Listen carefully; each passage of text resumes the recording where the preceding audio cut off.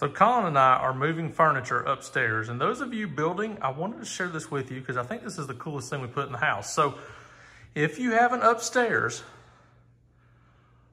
we built a hoist right up in that hole into our ceiling. So when we move furniture upstairs, all we have to do is strap it.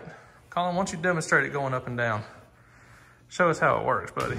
Press this button, it goes down. Yep. Press the other button, it goes up. And it's way easier than moving it upstairs, isn't it, Colin? Yeah. And then we have it wired all the way up there. And our outlet, this thing actually will unplug right here. And we just got this thing from like Northern Tool. And that's all there is to it. Looks like just a little weird outlet. And then the cord just plugs back in whenever we're ready to use it. So that way it doesn't like stay out all the time. And it's just got the simple up and down. That's it. Do you love it, Colin? Yeah. Will you move this up without the hoist? No? Okay. So if you're building a house, fun little tip. It was well worth it. See y'all.